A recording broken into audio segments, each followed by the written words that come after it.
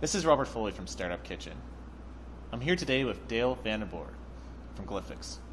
How you doing, Dale? Very well, thanks. Thanks. So tell us a little bit about yourself. I'm a proud father of two, proudly Canadian, and I guess I would be considered a pro-technology advocate for technology and innovator, serial entrepreneur. I've done a lot of work in the technology space. I'd be considered someone who embraces technology early and sort of appreciate the innovation that we've made recently and like to see how innovation disrupts the typical way we do things. So you're onto a new venture now called Glyffix. Tell us a little bit about Glyffix. Right now it's a kids-oriented language and an alternate way to communicate using a visual, pictorial language that sort of encodes a message, encodes an English-based message into a very visual but decipherable language that kids can have a lot of fun with. That sounds pretty interesting. So it's an encoded message for children to read, or anyone to read, really, right? A lot of adults are embracing it as well. It has potential, I think, to exercise your mind. So there's potential for it to have an application or different applications, I guess, in terms of exercising your mind, and might be for seniors, might be for just people interested in doing puzzles and so on. So how does the language actually work? Well, it's a very visual language. It's image-based, and around the images there's attributes that essentially for each English word there is one or more glyphs that would be an equivalent or associated equivalent to that word, and it counts on phonetics, spelling, and other attributes like pointers that sort of creates a word into an image-based puzzle, and each image could be seen as a puzzle, or the entire message might be a puzzle that you put together. I can show you an example if you like. I recently published a book called Penelope's Imagination Runs Wild, and it tells a complete story using the visual language instead of the word language. But for example, this is the first of the book, and although there are no words, this reads, once upon a time there was a beautiful little girl named Penelope. So that's sort of how the image-based language works, and the entire book is written that way. So as you go through the book, it's something that each page is a new puzzle and needs to be deciphered, but it'll tell you a story if you're successful at deciphering it. So along with the book publications, you're also developing an app in which you can text in Glyffix. How is that going to work?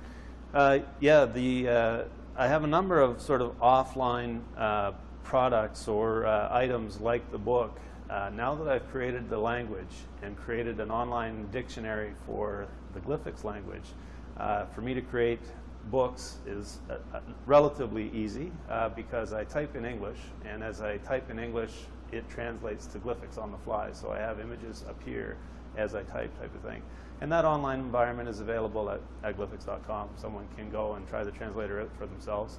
I am developing an app, a chat app, that should be launched very soon, and it will allow people to chat back and forth in English, but if they want to stump their friends or be playful with their friends and send a message in Glyffix instead of in English, they can choose to send, they type the message in English, do the translation to Glyffix sort of on the fly, and they receive a Glyffix-based message on the other side that they need to decipher, and it's just a playful way for people to communicate.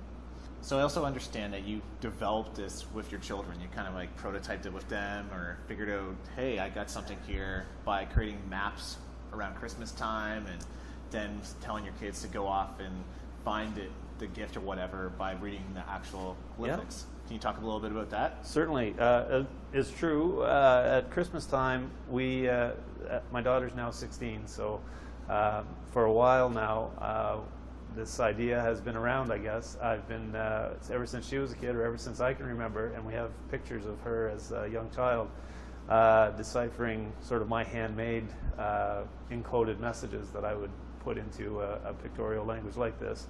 And for many years, I would, for the last gift at Christmas, we would sort of make our children work for it, and it would extend the Christmas experience, and they would basically need to through getting a scroll that has the encoded message. Need to find sort of a next scroll and a next scroll, and it was a bit of a treasure hunt. So I did that for many years, but I'm not very artistic, so sometimes it would take a long time to create these messages, usually late on Christmas Eve, in order to create that experience. So, and then it grew to bedtime stories, so it became a lot of work for me. And I thought, wouldn't it be nice if this were automated? So that's sort of where the idea came from. And now treasure hunt sort of looks like this, with we hand the scrolls out at Christmas time, and one scroll sort of reveals, to find your next gift, you need to be clever, and it essentially deciphered says, go look under the table on a chair. So they would go to the or go look for the next scroll, find it under a table on a chair, and it would basically reveal where the last gift is by the end of the treasure hunt. And it was a positive experience for us, and we just want to take it to other families. So tell me a bit about your past entrepreneurial experiences. So I have been involved in a few companies early. I was fortunate enough, relatively early out of school, I got involved with a company that was just starting. I was about the 10th employee, and had the benefit of growing with them over a 5-year period to be more than 100 employees. So that might be where I got part of my bug, I'm not sure. It was certainly a pleasurable experience. And a few years later, we were acquired, actually, at that time. I worked with the large company for a few years, but we wanted to repeat what we had. And I co-founded a company with a few friends, and we basically tried to repeat that experience to some degree, and had some success there as well. And we were acquired after an 8-year run. So this is now, I guess, a third or fourth time for me in terms of creating a company from scratch and seeing how big we can make it, basically.